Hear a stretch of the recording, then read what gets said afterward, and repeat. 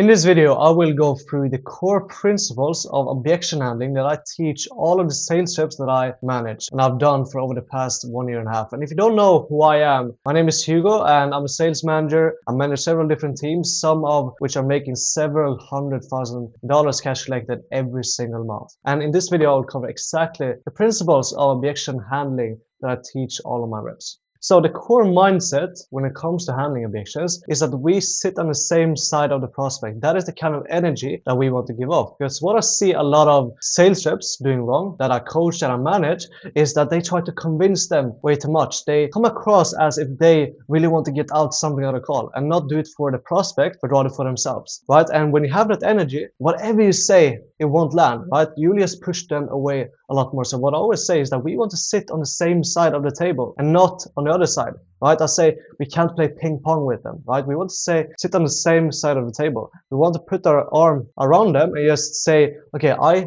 view it this way. Do you see the same? Right? That's the core mindset that we want to have. And most of the time, that will be about asking questions, okay? We ask questions so that they can actually say the things that we want them to say out loud. That could be, for example, where do you think that comes from? Or why do you think that is? So that they can start thinking to themselves and they could say these things that we want them to say so they can handle these objections by themselves, because their words will always be 10 times more powerful than our words, okay?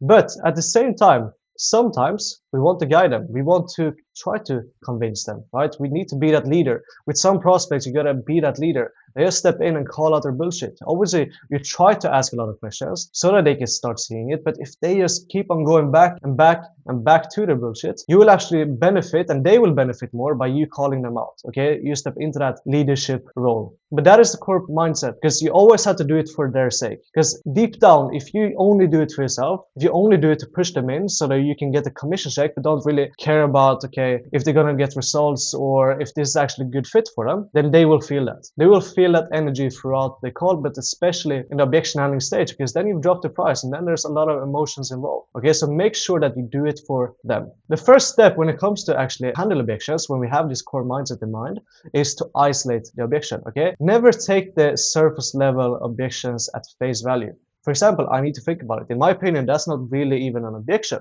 That is just a smokescreen, okay? That is not something that's standing in the way of their own real objections. So what we want to do when we isolate these objections is we want to confirm that everything else that could be an objection is not an objection, okay? We want to close the doors. Because what I see a lot of sales reps do, that they take this at face value and they just jump straight into it. They just, oh, I want to think about it. Then they think about this reframe that I heard on an Instagram reel and they just go straight into it. But actually, that is not the real objection. So we want to really isolate it. Because the way I see a sales call is like this, right? It's like a maze with doors. If we start here at the top here, the one, we want to get to the 2 at the bottom. In order for us to actually get through this maze, we want to close all of the doors behind us so that we don't go through these doors again. And that's the exact same thing with the sales call. We want to ask questions, confirm, we want to get the tie down that, okay, they believe in the program, they have time, etc., so that we close the door behind us and then we check objection of the objection off so that we can understand, okay, this is the only objection. And now we've isolated it, right? We've closed all of the doors behind us. And now we know, okay, this is the only objection standing in the way. But first, we just have to confirm that they even believe in the program. Because if they don't believe in the program,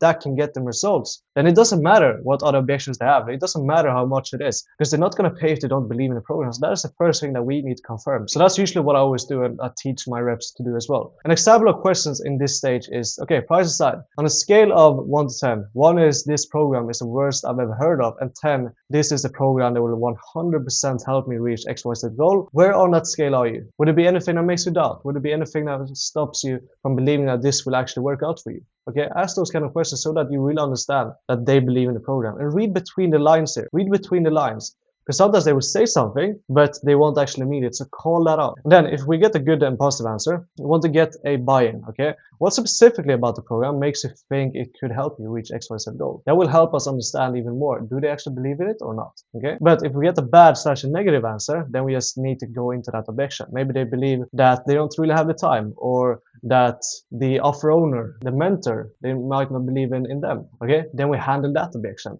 Then we just cross all of these objections off until they actually believe in the program itself. Because again, you won't be able to make a sale if they don't trust that we will be able to help them make a change. When we've done that, when we've isolated the objection, we want to just identify the objection type. Okay, is this logistical or is it emotional? And most logistical objections, okay, they are emotional underneath, and I'll just explain why. First of all, logistical objection. This could be time, this could be money, this could be readiness, or something else, okay? It's all about the logistics. For example, I don't know if I have the time. Okay, then we just isolate that, and then we ask questions about it if they actually do have the time. Because a lot of the times, that will just be a smokescreen. Everyone can make time, right? We ask questions so that they understand, okay, I can actually make time for this. And then you start to understand there's probably something hiding beneath this. But what we want to do when we handle the logistical objections is that we want to get something that's called a buy-in, okay? That they are really believing in the program. Again, okay, that's super, super important. Okay, do they really want to join? But if they don't really want to join, then it doesn't matter how much time they have or money or how ready they are. We really need to make sure that they want to join. But then number two is about being solution-minded.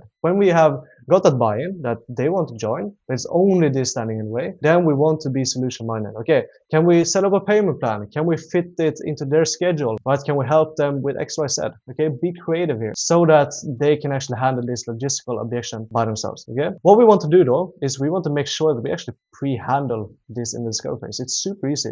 That's what the sellers do. For example, when they ask, okay, how much time would you have? They qualify them financially. But then also we want to pre-handle this in the closing call so that we don't get to the closing stage after 40-50 minutes and then it's just been a waste of time. So we want to pre-handle this. But that's the first type of objection. The second type of objection, which is the most common, is the emotional objection. It could be fear, could be trust, doubt, something like that. And usually this is what is the root cause. That is the root cause of objections. It's not the logisticals. Rarely it is actually the logisticals. It is the emotionals. Because behind this, I don't have time or it's too much money. I don't know if I'm ready. I want to speak with my partner. I want to think about it. There's usually an emotional objection below this. So like I mentioned, we want to isolate it first, get to that objection, and then we want to guide them with questions. Because most of the time when it comes to emotions, we want to make them feel like they are in control, that this is their decision, and that they are not getting pushed into this. Because if they feel like, oh, he's really pushing me, he really wants to get something out of this, and I'm not really of benefit here, then whatever you say, they're just going to push away. Okay, so guide them with the questions. But again, if they keep on coming with all of these bullshit excuses, call them out. Okay, be that leader that they actually need, right? That is our responsibility as closers, to lead them through a decision that might be uncomfortable, that might be difficult, but that is our responsibility to, at the end of the day, help them make a change in their life. Because at the end of the day, what we want to do is just guide them to make the right decision. Close the doors behind you, confirm the commitment, and then we just uncover the next layers. If we have these core principles, then you will come so far when it comes to handling evictions. Yes, we need to combine this with word tracks, reframes, and so on, yes, but if you have these core principles when handling evictions, you will be able to close so many more deals. Because what I always say to my reps is that this part of the call is just another discovery phase. We just need to be curious. We just need to ask questions so that they can get the clarity of why they think the way they do. So that's pretty much it for the principles of handling the objections. So if you like this, please leave a like and maybe comment and also subscribe.